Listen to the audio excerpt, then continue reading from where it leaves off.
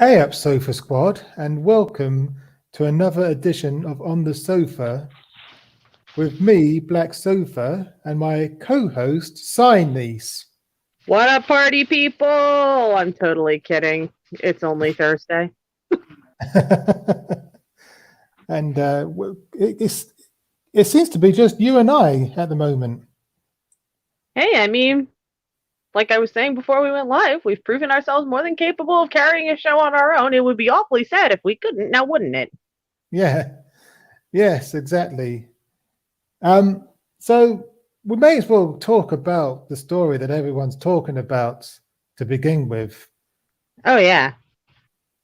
This is everybody's gonna be really disappointed if we don't. So this Meghan Harry nonsense. Yeah, exactly. Let's see if I can. I've got so many tabs open. Here we go. Let's start with this one. Alrighty then. Yeah. Meghan Markle. Well, it says that her son Archie was denied a royal title and royal protection,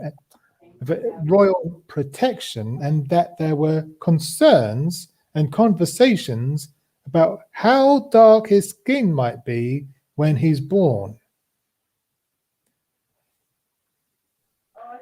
Yeah, that actually was quite a shock to me because, the way that Harry and Meghan have always been about doing things their own way, shaking up the monarchy, and if you will, I truly believed it was their decision. Everything at the time of his birth led me to believe, okay, they didn't want him to have a title because they just wanted to have a normal life.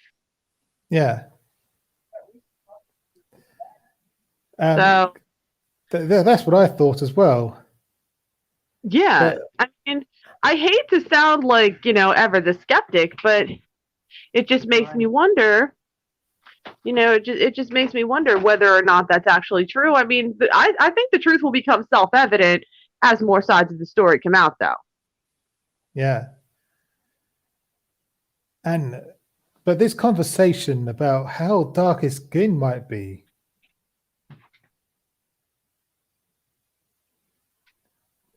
I don't like that they're not naming names. I mean, if they're doing it out of, something like that, an allegation of racism, I mean, that is grounds for being canceled in today's times.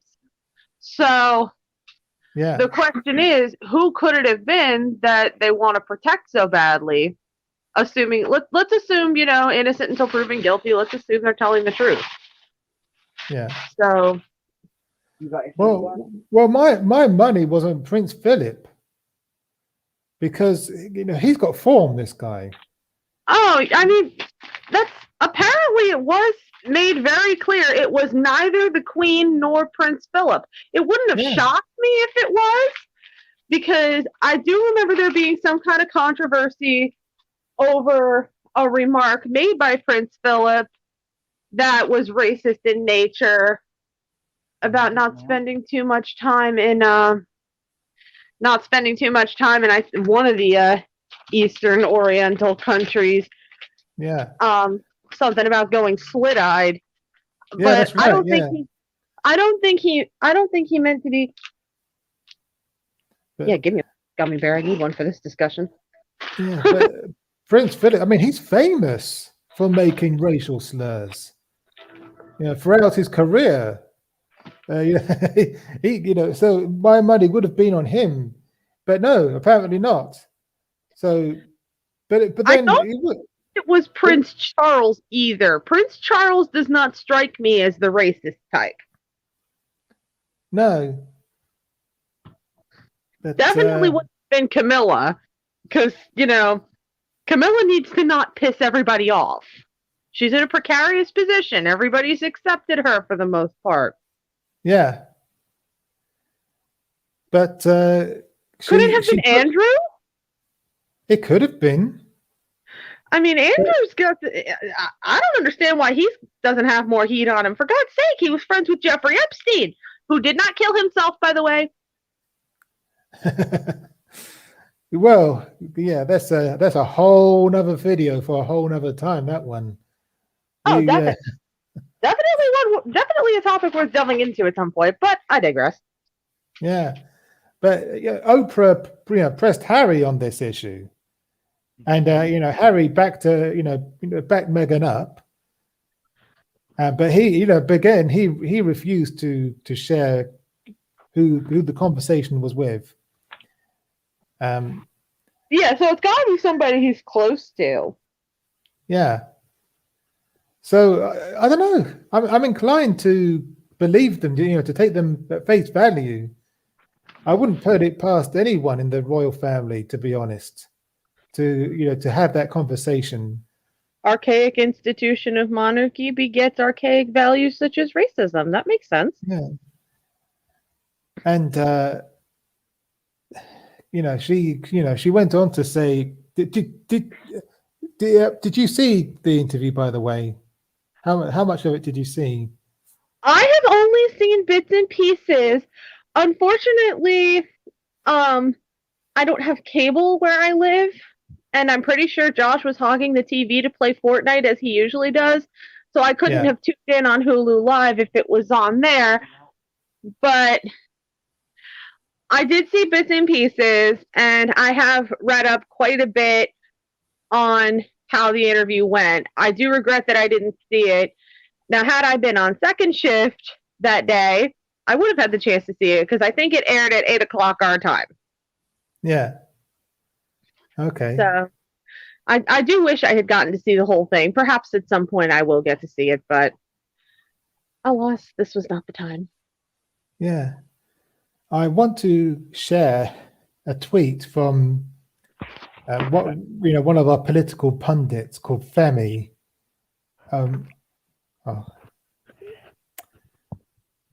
He was responding to something that Piers Morgan tweeted. Oh, yeah, I heard about the Piers Morgan debacle. Yeah, here we go. So Piers Morgan tweeted, "This interview is an absolutely disgraceful betrayal of the Queen and the royal family. I expect all this vile, destructive, self-serving nonsense from Meghan Markle, but for Harry to let her take down his family and the monarchy like this is shameful." And Femi replied, "I'm curious, Piers. You hear Harry say a member of the royal family express concern over skin color of his unborn child, yet you think he's the problem. Either you think he's lying, or you think he should keep his mouth shut about racism in the royal family. Which is it?" I mean, based on the wording, I would say that reads like an accusation of lying. Yeah. Then again, a lot of white people do think that they do think that people should just shut the hell up about racism. Like, no, it ain't gonna go away if we shut up about it. Yeah. And also I want to share this other tweet, which I found quite interesting, from a guy called James Felton. He's another political pundit and author. Any relation to Tom? Tom Felton.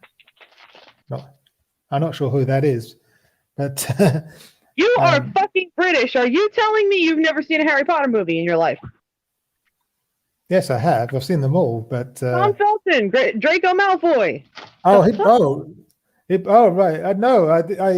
I forgot the actor's name, but no, I don't think they're related. It was a worthy question. I had to put it out there.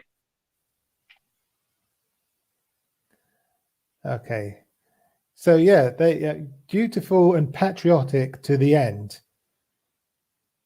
and so he's referring to this tweet from the Telegraph. "The saddest thing is that Wallace and Edward, despite being banished, were dutiful and patriotic to the end. Meghan and Harry, who took it upon themselves to leave Britain, seem unlikely to display similar loyalty to the crown or on Oprah tonight. Yeah, but there's a whole big misconception about the Edward and Wallace thing. And that picture is what I'm leading to. Yeah. It was my understanding they didn't want Edward off the throne because he wanted to marry Wallace. That had very little to do with it. It was because he was a fucking Nazi sympathizer. Exactly. It wasn't a whole big true love conquers all. No. He was a Hitler fanboy. That's why he needed to go. Yes, exactly. Yeah, that's exactly right. Yeah. Sometimes I'm smart. Sorry, go on. No, I just said sometimes I'm smart. Yeah, no, but people on the right, especially, they tend to have a very selective, memory of history.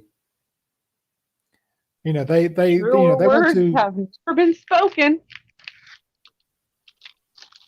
Not a damn true word has ever been spoken, and that applies on both sides of the pond here. Yeah, no doubt. Yeah, and we want to remember, the good things that happen. We want to celebrate the good things that happen in British history, but sweep all the the bad stuff under the carpet and deny that it even happened. Well, that's the thing is, I learned in school that the reason we learn history is to prevent it from repeating itself. If we sweep not so nice parts under the rug, they're going to happen again. Yeah, exactly.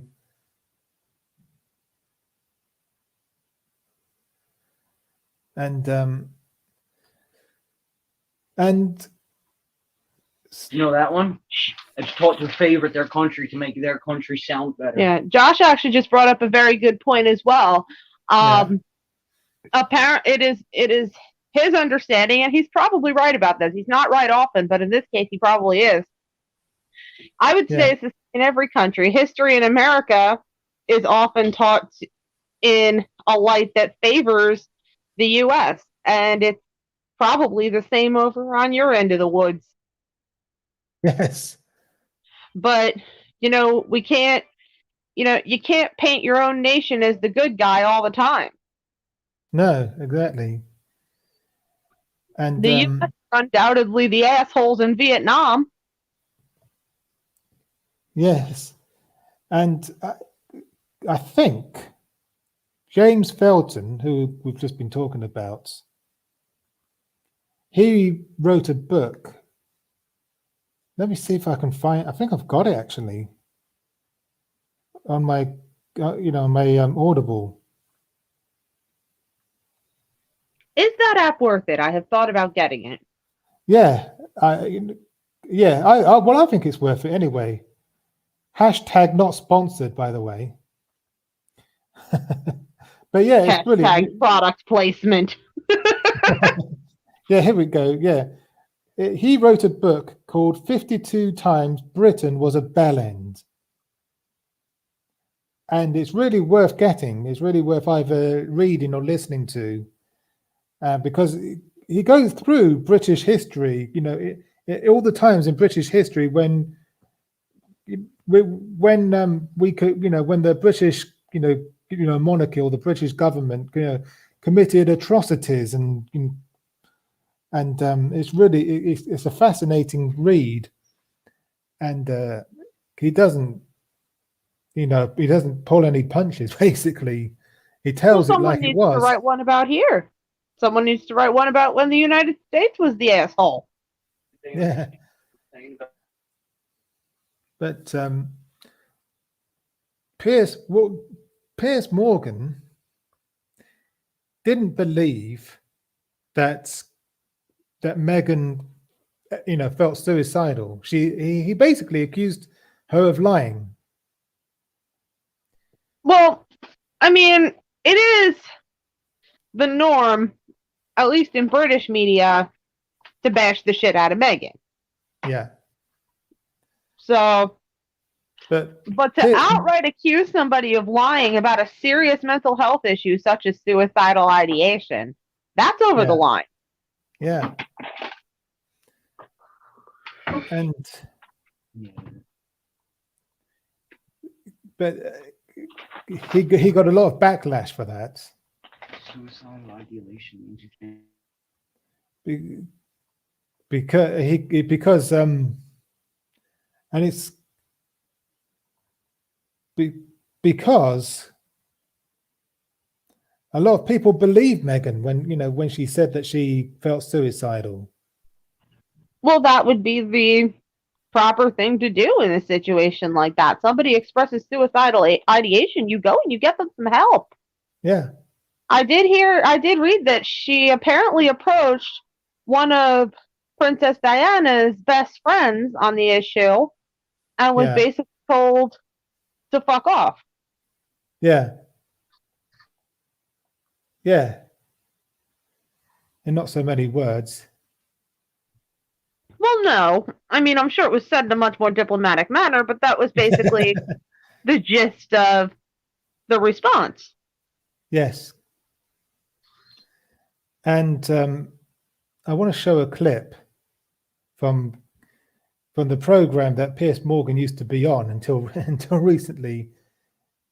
So I'll just share that with you. This is when he stormed off. Oh, he stormed off. I thought he was fired. Yes. Well, he was. We don't know whether he was fired or whether he quit. But this is when he stormed out of the show. Okay. Am I going to share the right one here? I think hang on. The same thing, but do you know what? Siblings experience. They have had an overwhelming amount of negative press. I watched the program yesterday, and yes, they had some great press around the wedding, but what can you hear this press okay? is going to trash someone's special day? I can. Good. There was bad press around the engagement, before the engagement, and everything that has followed since has been incredibly damaging, quite clearly to Meghan's mental health and also to Harry. And I hear Piers say that William has gone through the same thing. But do you know what? Siblings experience tragedy in their life, and one will be absolutely fine and brush it off, and the other will not be able to deal with it so strongly. And that's clearly what has happened with Prince Harry in this situation. He walked behind his mother's coffin at a tender age in front of the globe. That is going to shape a young boy for the rest of his life. So I think that we need to all take a step back. And I understand that you don't like Meghan Markle. You've made it so clear a number of times on this program, a number of times. And I understand that you've got a personal relationship with Meghan Markle, or had one, and she cut you off. She's entitled to cut you off if she wants to. Has she said anything about you since she cut you off? I don't think she has, but yet you continue to trash her. Okay, I'm done with this. No. Sorry, no. Sorry. Do you know what? That's pathetic. You can trash me, maybe not my own. No. See you later. I'm being... Sorry, can't do this. This is absolutely diabolical behaviour. I'm sorry, but Piers spouts off on a regular basis, and we all have to sit there and listen. 6:30 to 7 o'clock yesterday was incredibly hard to watch. Yeah. Well, isn't that just a mature and adult way to handle the situation? I'm totally not being sarcastic. I mean, what a fucking snowflake. That is a prime example of one. Yeah. It's like, oh, I can't handle that I'm being called out on my bullshit, so I'm just going to storm away. Yeah. What a whiny, nappy baby. Seriously, it's like Yeah. I swear to God, it was like I was transport me back about 5 years. That's Yeah. the kind of shit my ex used to do. Yeah. All right. Well, that is typical malignant narcissistic behavior. Yeah. Oh, absolutely. Just any threat to the false sense of self and the false image of reality, and they just implode. That a similar issue happened with my father. He was furious at my mother. This actually falls in the vein of mental health issue denialism. Yeah. I struggled with suicidal ideation for many years, and I mean, I'll be open about it on many occasions. I still do. But my mom was trying to get me some kind of actual help. And every time she took me to a psychiatrist, my father would threaten the psychiatrist into not seeing me anymore because he was afraid he would be exposed for the sociopathic, child abusing, disinviting his daughter from his second wedding so he could have a coke party who he really was. Yeah. Now, it took about 6 years from when she threw him out. My mother ended up winning sole custody of me. But the last time I saw my father, up until I visited him in jail for no reason, was he had tried to take my mom to court for daring to take me to a psychiatrist because technically they had joint legal custody and these kinds of decisions were supposed to be made together. But my father was making it impossible, so my mom started going behind his back, which honestly, in that situation, any reasonable parent would do.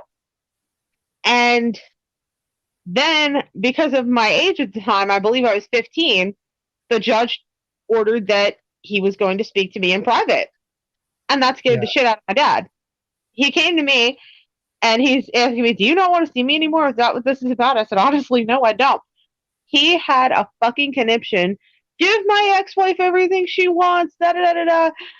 Just give her everything she wants, and stormed out of the courthouse because he was scared. Because his false reality was about to come crashing down. And that's what we just saw here. Yeah, exactly. I'm going to share this bullshit, and he ran. I'm going to share the screen again because I just want to, show you something. Okay. Now, I don't know if you can see the way he's biting his lips there. I can. This is definitely bringing back memories for me. Yes. Yeah, but that is the. So go on. No, that is definitely the beginning of the implosion. That's what happened. Yeah. I mean that is the exact same look that I've seen on my girls when they were toddlers when I was telling them off. That is how a toddler behaves. Yeah, Micro-Sci has been known to get a similar. She gets a little look on like that on her face when she knows. Be a little brat sometimes. My little brat. Don't mind Josh. He's totally gaga over Micro-Sci. She has him wrapped around her little finger, as little girls tend to with their daddies. My little brat. But no, that is absolutely like the beginning phase of a tantrum. Yeah, that's exactly. He's a toddler. He's a man child. There's no doubt about it. He's a narcissist, a malignant narcissist. Well, I don't know about malignant, only because the key difference between your garden variety narcissist and a malignant narcissist is that the malignant narcissist tends to display sadism in alarming quantities. I don't believe I have enough information to say that Piers Morgan would qualify as being sadistic. He is definitely a narcissist. The way he's being described as constantly trashing Meghan, that is a typical narcissist smear campaign. I'm not sure if malignant narcissist would be the right term. I would have to look into it further. Now, Trump, that's a malignant narcissist. Oh, definitely, yeah. And we're going to move on from Meghan and Harry, because we've been talking about them for 25 minutes. Yeah. And we've got over a dozen other news stories to talk about. So I want to talk. Oh, sorry. Before we move on, sorry. Just one more thing on Pierce. Okay. Yeah. Network says bye Felicia after Piers Morgan quits. This is from Joe My God. Piers Morgan is leaving ITV's Good Morning Britain morning show after facing backlash for comments he made about Meghan Markle on Monday. The news comes shortly after UK broadcasting regulator Ofcom said it was investigating Morgan after more than 41,000 people complained. So he rage quit. Yeah, basically. That is what we call a rage quit. Yeah. Sure as hell sounds like a rage quit. Yeah, that's a rage quit. People complained about him, so he quit. I'm right, you're wrong, but you won't admit it, so I quit. Essentially. Following discussions with ITV, Piers Morgan has decided now is the time to leave Good Morning Britain, the network said in a statement on Tuesday. ITV has accepted this decision and has nothing further to add.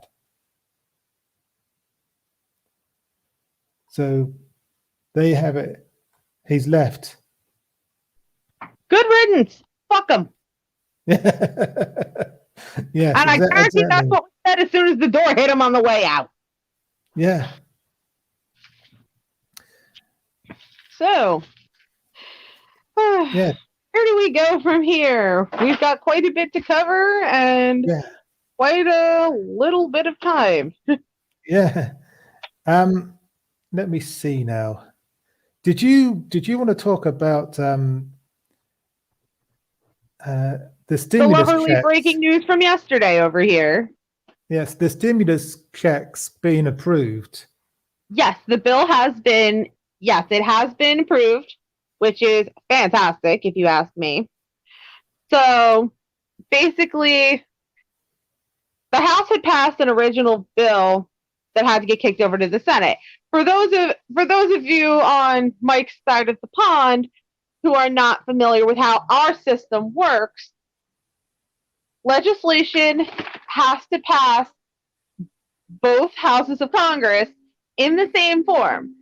You can't have it where the House passes one version of a bill and the Senate passes another.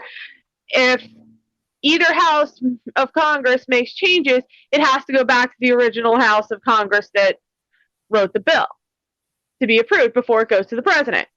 So the Senate made some changes to the bill and then kicked it back to the House. Last night, despite efforts by Marjorie Taylor Greene, which we will touch on shortly, to hold up the bill, because of course, Marjorie Taylor Greene cannot restrain herself from making as much of an ass of herself as humanly possible.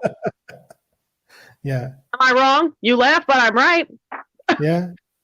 So the House did pass the bill just yesterday, and I believe it will be hitting President Joe Biden's desk tomorrow, which could mean that Americans will be seeing, I believe I was seeing just earlier today, we could start seeing money in our bank accounts as early as this weekend. Now, that's no surprise, because after much bungling the first time around, the IRS now has some practice doling out the direct payments, so they can get it done a lot quicker. Now, this isn't without its drawbacks. The Senate did take out quite a bit that the House wanted in there. The most important being that the minimum wage will not be slowly hiked over time to $15 an hour. Yeah. Now, I'm not sure why they felt the need to take that out. I mean, it's probably because Republicans threw a fit. I haven't really looked into exactly what the reasoning was behind that. But yeah, one of the provisions that was taken out was that the minimum wage would not be raised, at least on the federal level. There's also the income limit has been quite significantly cut since the last 2 rounds of stimulus payments. I believe payments phase out entirely at $80,000 per individual or $160,000 per couple. Okay. So, but I believe it's going to be $1,400 a person. There's also going to be an expansion of the child tax credit. So instead of $2,000 for the year, I believe the credit has been, it's been expanded to $3,000 a year. I believe there's talk about, now I haven't looked into this too much, but I've read something about monthly payments of the child tax credit and up to $3,000. If you haven't hit $3,000 by the time tax time comes around next year, you just claim the rest of it. I'm not going to pretend to be some expert on tax law. I'm not. Okay. Half the time I file my taxes and I'm scared I'm not doing it right. Like, oh my God, am I going to end up in prison? So, but yeah, the bill did pass. It will be signed probably tomorrow. Yeah. But it wasn't without its bullshit, which I think we can transition into at this point, which is that, you know, like I said, Marjorie Taylor Greene gonna Marjorie Taylor Greene. How else can we describe it? You know? Yeah. There were comments made about, oh, why should we enslave Americans with more taxes? First of all, bitch, why should we enslave Americans having to listen to you talk? Let's see if I can pull Your that one up. Jewish space laser ridiculousness. Yeah. Somebody put a Jewish space laser up your twat. I don't like Republicans. So here we go. So apparently, though, this isn't the first time she's pulled similar bullshit.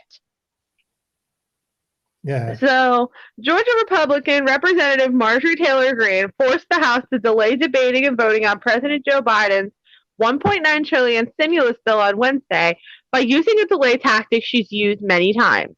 Before the chamber started proceedings, she made a motion to adjourn, a procedural move that makes every lawmaker come to the floor and vote for or against keeping Congress in session that day. Her attempt failed. Okay. Her attempt failed when 40 Republicans joined all Democrats to vote in voting against her effort, which delayed the House's business for roughly 1 hour. The House ultimately debated and passed the stimulus bill, which Greene, of course, opposed. This wasn't the first time Greene has forced an adjournment vote on a day the House is taking up legislation she dislikes.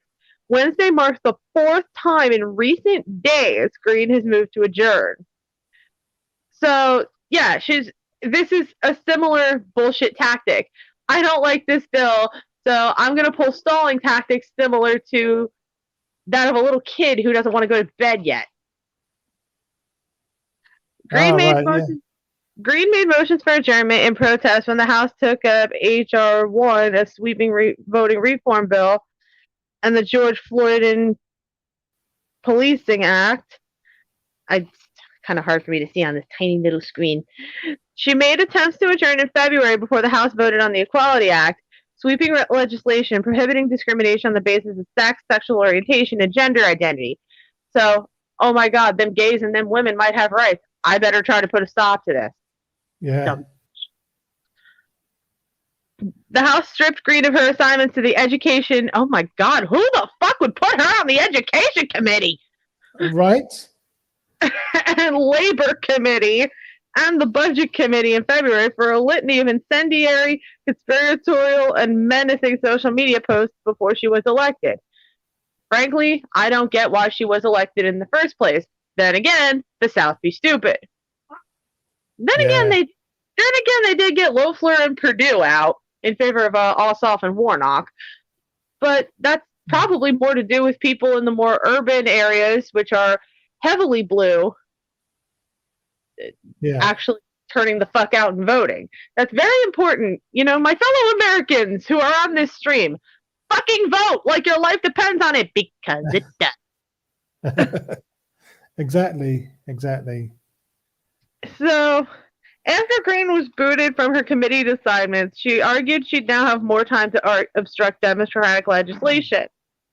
I woke up early this morning literally laughing, thinking about what a bunch of morons the Democrats are for giving someone is one word, you dumb twat, like me free time. Green tweeted the day after, referencing the 11 Republicans who voted with Democrats to strip her of her committee assignments. You know, the fact that Republicans are agreeing with Democrats on something like this, that says a lot about just how batshit insane she really is, if you think about it.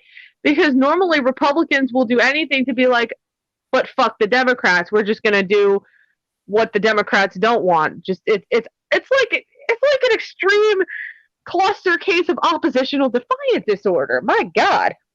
Yeah. In fact, the number of Republicans who have voted against her motions to adjourn have increased each time she's brought one to the floor. So everybody's getting sick of her shit.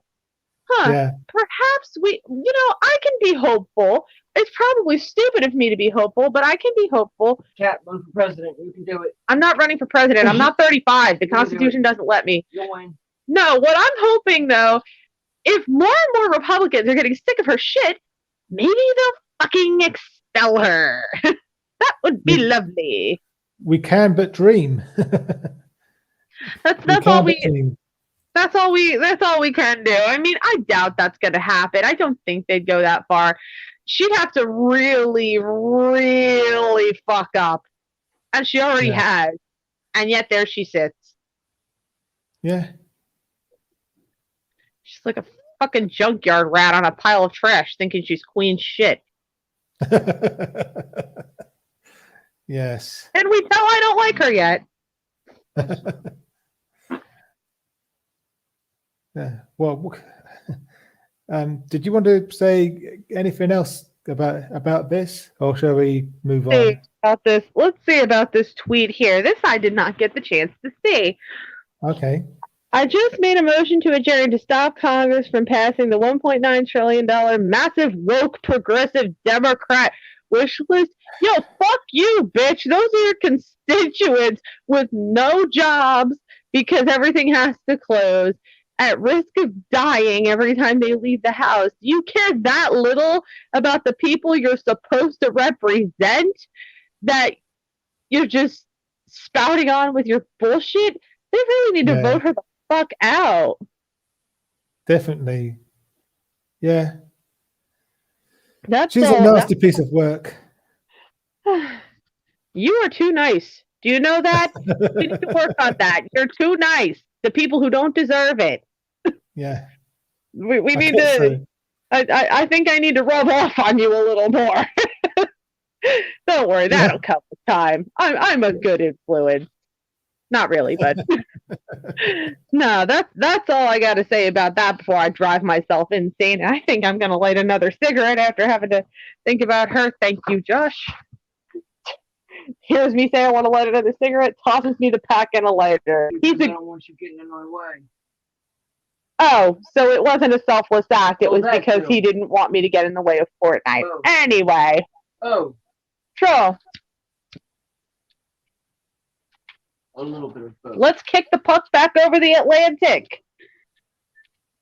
What else do we have on your neck of the woods? Oh. There's something else on your side of the pond. Oh, you know what? You're right. Yeah. The Senate has, in a wonderful move of vindication that I am so delighted to see, after being robbed of a seat on the Supreme Court by Moscow Mitch McConnell and his cronies, Merrick Garland has been vindicated and has been confirmed as Attorney General of the United States. That man deserved the time to shine. He was going to be appointed to the court. President Obama nominated him right after Antonin Scalia died. Just under a year before the 2016 election. Okay. And the Republicans blocked it because it's an election year. We can't confirm a Supreme Court justice by a lame duck president. Really? But fast forward to 2020 and you fucks could ram through Amy Coney Barrett. Nice show of hypocrisy, wasn't it? Yeah. I'm unusually fired up today. I think that cheesesteak put some energy in me. It must have done. Yeah. Well, if you're ever on this side of the pond, come to Philadelphia. I'll take you to a nice little bodega in the worst part of town, and you can have a real cheesesteak. Anyway, so the Senate voted to confirm Attorney General nominee Merrick Garland on Wednesday, sending the appellate judge on his mission to uphold the integrity of the Justice Department after its actions over the past years threatened to undermine it. Well, yeah. And I'm really hoping, I believe Garland is a Republican, but he is of the breed that is quickly going extinct, that of the Eisenhower Republicans. Garland is probably old enough to remember when Eisenhower was president, when Republicans acted like adults.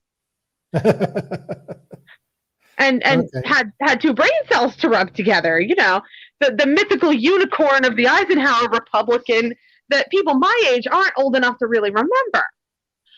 So, the fact that he's nominating Garland, I mean, I definitely think there was some symbolism there. It had to be a fuck you to McConnell. Not a doubt in my mind. Yeah. Okay, you don't want to put him on the court? We'll put him in the Justice Department. That's fine. Yeah. I'm truly, I look forward to seeing the Justice Department become once again an independent body that focuses on the law and the facts, not being little guard chihuahuas for an orange maniac. Yes. I mean, this is very important. Someone who's actually able to bring the Justice Department back to its original purpose, because, I mean, it seems so radical concept now because over the last 4 years, we became desensitized to the concept of the Justice Department being weaponized for political purposes. That's not what the Justice Department is supposed to be for. People were very shocked when someone asked Biden, will you prosecute Trump? Will you have the Justice Department put Trump behind bars? And Biden said, it's not for me. That's not my place. The Justice Department is independent. That's up to them. That's not my call. He's doing what a president should do and refusing to get involved. And now we have somebody competent instead of Bill Barr or Jeff Sessions actually leading the department. Yeah, I'm here. So that must be it must be a relief. That is putting it very lightly. Yes. I think Americans who don't wear red hats that are today's equivalent of Klan hoods, I mean, there's definitely relief there because, there's hope now that maybe things can be restored to a more adult way of being. I mean, the fact that we now have to, the bar is very low now for what's something to be relieved about. But this is a big one. This isn't something that's oh, we have a president that actually gives a shit about the people. Like, Yeah. that's setting the bar really low.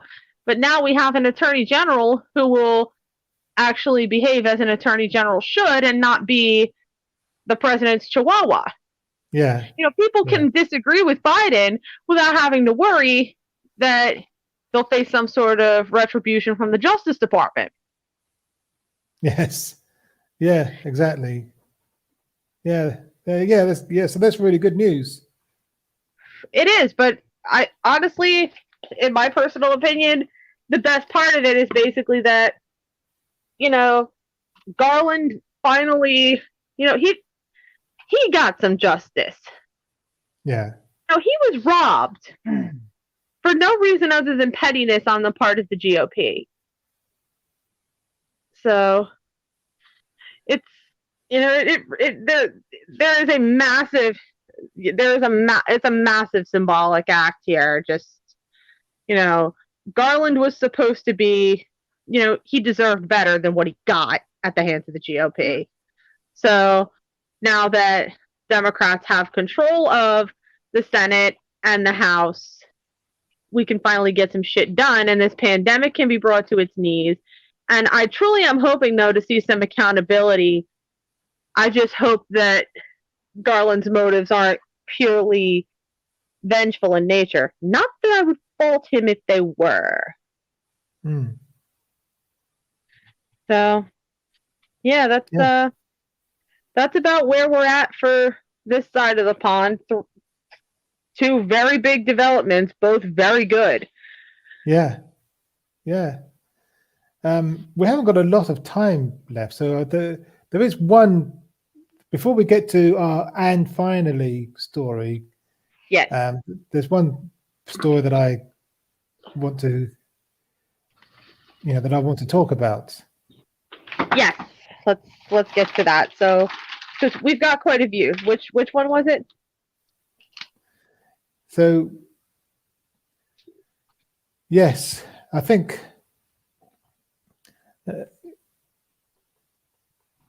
No, we won't talk about that one, actually. We'll talk about, there's something more important than that. You were thinking about bringing up the fact that a whole ass actor was running for mayor, weren't you? Yes, but we'll leave that. Yeah. We'll share. This is a more important story. Sarah Everard's disappearance. Now, this actually was news to me. There she is. Now, what the hell is going on outside? I'm still listening, but I'm also being nosy at the same time. Someone's yelling outside. Hopefully no one gets shot. Okay, so this young lady here, Sarah Everard, has gone missing, and unfortunately, human remains have been found. Okay. And police suspect that they're her remains. And okay, they're going to be subjected to DNA testing, of course. Yeah. Dental records and whatnot. And so what makes this case disturbing is that the man arrested in connection with this is a serving police officer. Yes, you know what? I did see that. You had added it to the Google Doc kind of last minute. That an officer was in custody, suspected of involvement in the disappearance that is most likely a murder. Yeah. And in a bizarre twist, let me just share the next story. Didn't the guy's mama go on record defending him or something? I don't know, actually, probably, but yeah. In a quite bizarre twist, the police officer suspect in the case has been hospitalized. What did he cry suicide? This is from the news shopper. Okay. The male police officer suspected of kidnapping and murdering Sarah Everard was taken to hospital with a head injury after reportedly being found collapsed in his cell. Collapse my ass. Somebody probably beat the hell out of him. Yeah. Yeah, teach them to teach them some kind of lesson. There is honor among inmates. You see that a lot here in the U.S. Yeah, like if you get caught for raping a kid, you don't want to go to jail. They'll kill you. They don't play that shit in jail. They kill people for raping kids. Same with harming women. Yep. If your victim is a woman or a child, you are not safe in the custody of the corrections system. The guards will look the other way while you get your ass beat. And fuck. They'll do to you whatever you did to that kid. Like literally. Josh, shut up. Please. They do crazy shit in there. But yeah, so anyway. It wouldn't surprise me that some of his former colleagues wanted to teach him a lesson. Wanted to teach him that you don't do this shit in the police force. Now, if only we had that kind of value in the United States. Yeah. I guess that's one way you guys are more civilized than we are. Cops can run around lawlessly. Yeah. But he was found collapsed and unconscious in his cell on Tuesday after suffering serious head wounds, according to the Sun newspaper. Well, isn't the Sun not all that credible, though? Yes, but it does have a bad reputation. But I think it has been reported in other newspapers as well since then. Okay, yeah, multiple sources. This is good. It has been reported that there is no indication at this time anyone else having been involved. The Met said... So he did it to himself, just apparently. like Epstein killed himself. But the Met said the suspect was taken to hospital for treatment to a head injury sustained while in custody. So there needs to be some kind of inquiry into this. I disagree. He got what he deserved. Well, yeah. Well, you could say that, but you can't just beat someone up in their cell. You can't. Yeah. What he did was wicked, but the laws are in place for a reason. Yes, but isn't there also the fact that the justice system does not always deliver justice for the victims? Sometimes you got to take matters into your own hands. Like I said, I mean, it's a little Schadenfreude on my behalf, on my part, and I won't deny that. But I dig. Yeah, laws are in place for a reason. Let's at least let him go on trial first. I'll give you that. Let him get convicted first, because once he's convicted, the facts prove he did it, and what happens to him then, I'll feel a little more free to laugh. And certainly the police shouldn't be breaking the law. Quick, because where do you draw the line? That's true. It does raise some questions there.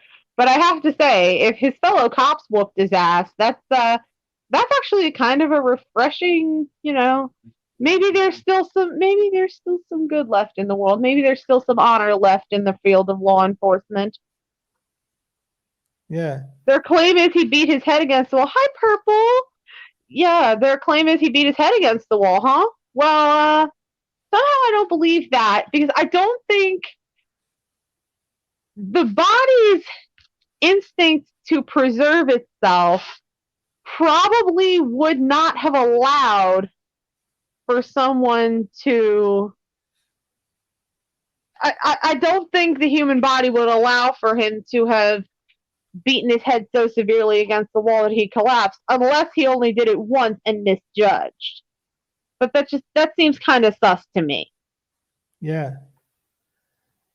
Yeah, Purple's making a good point here. He said the system is flawed, but we cannot have any individual taking it into their own hands, because then you are at risk. If you are arrested, someone will take it upon themselves to execute you without having seen if there was any evidence. Well, you've got a point there. I'll be the first to admit it. I'm just, it's that domestic violence survivor in me wanting to see any man who hurts a woman get what he deserves. Because God knows my ex-husband didn't. Fuck that guy. There we go. My obligatory ex-bashing. Okay. Yeah. But let's, in any case, let's hope that, justice is served, and, if this police officer is guilty, let's hope that he spends a very long time in prison. Yeah. I mean, I would say it's probably going to be more likely than not that he is guilty, only because in today's world of scientific advances, particularly in the world of forensics, a lot of times an arrest will not be made unless there's enough evidence to secure a conviction, in my experience. So he probably did do it. Yeah. I get that, innocent until proven guilty and all, but that reality also has to be taken into account. Yeah. And I mean, there are so many stories that we could have talked about, but we just don't have the time. Had to dominate. Yeah, the whole Meghan and Harry thing, it's blown up so much. We just had to spend as much time as we did. But to finish off, I believe you've got quite an interesting story to end with. Ah, yes. Well, I don't know how many of you in our side chat follow archaeology and the study of ancient history and all, but did anyone else notice that this world really started going batshit when they started unearthing the Egyptian tombs? Well, now they're digging up the pets. The oldest known pet cemetery has been found in Egypt. The fundamental conclusion is a noticeable desire of human beings to be in the company of animals. I can relate. They're better than people. So, and they found, it was an extensive pet cemetery. If I recall correctly, here it is. The nearly 2,000-year-old burial ground at the Berenice port in southern Egypt held the complete remains of more than 500 cats. Of course, it's Egypt. They worship cats. Nearly 3 dozen dogs, 15 monkeys, a fox, and a falcon. Sorry, Josh, there were no ducks. None of the animals in the cemetery were mummified, and there was no evidence of deliberate killing, as was common in ancient Egypt as a sacrifice to the gods. Many of the animals had made it to old age or had deformities or diseases that did not make them useful as mousers or hunters and would have required human care. Some of the pets were all buried wearing precious and exclusive iron-made collars or beaded necklaces. So were these pets buried alive with their owners? It doesn't seem that way. It looks like, it's a pet cemetery. I do know that pharaohs, in particular, a lot of Egyptians were buried with their pets. The pets were sealed into the pyramids along with the sarcophagus, and I guess ended up dead in there one way or another. But it looks like these were probably pets that predeceased the owners. That would be my guess. Yeah. So, while some scholars argue that the concept of pets was not known in the ancient world, the fundamental conclusion is a noticeable desire of human beings to be in the company of animals. Lead researcher and zoo archaeologist Martha, I don't know how the fuck to pronounce that, even though I'm Polish, which is scary, of the Polish Academy of Sciences, wrote about the study first published in World Archaeology in January. So, yeah, pets were a thing even in ancient times, even in the BCE era. Hmm. There you go. Interesting. Now I'm concerned about the potential ramifications of them yet again not letting the dead fucking rest. Something else is going to pop off now because now they're fucking with the pets, and in my eyes, that's fucking with the humans. I mean, let the dead rest in peace, regardless. But animals hold a special place in my heart. If anyone who knows me knows that. Yeah. One clear characteristic feature of the cemetery was the intentional placement of an animal in a sleep-like position. Ah. Many of the animals clearly had no utilitarian function because they were miniature dogs, macaques, or were disabled, sick, or older animals.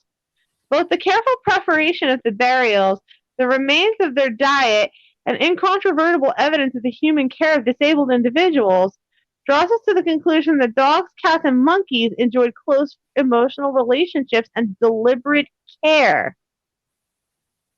So, I mean, the Egyptians loved animals. This is a good thing. Oh, we've got Titan Uranus with us as well, and Robert X. Titan Uranus. My anus is tight.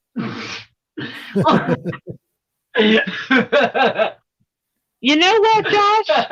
There are people in the world who might argue with that at your stage in life.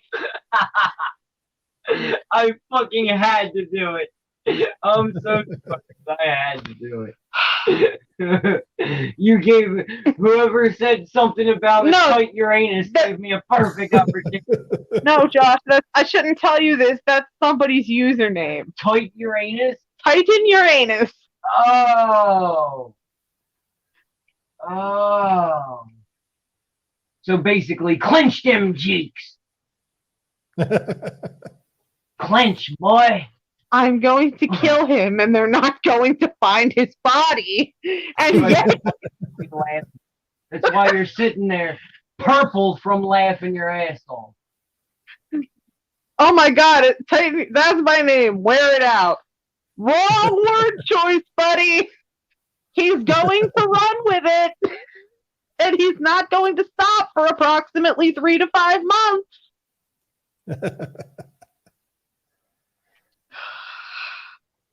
So,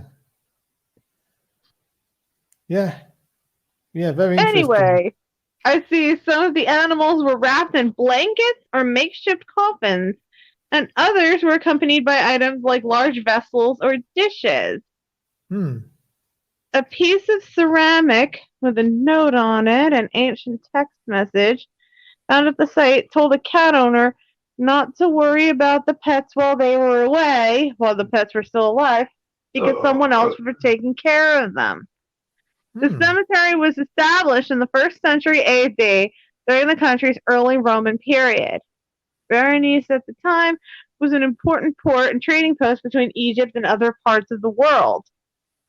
The study said the burial ground had ambiguous cultural rules which were not very Egyptian or Roman. So this is just people wanting a good place for their pets to rest in peace.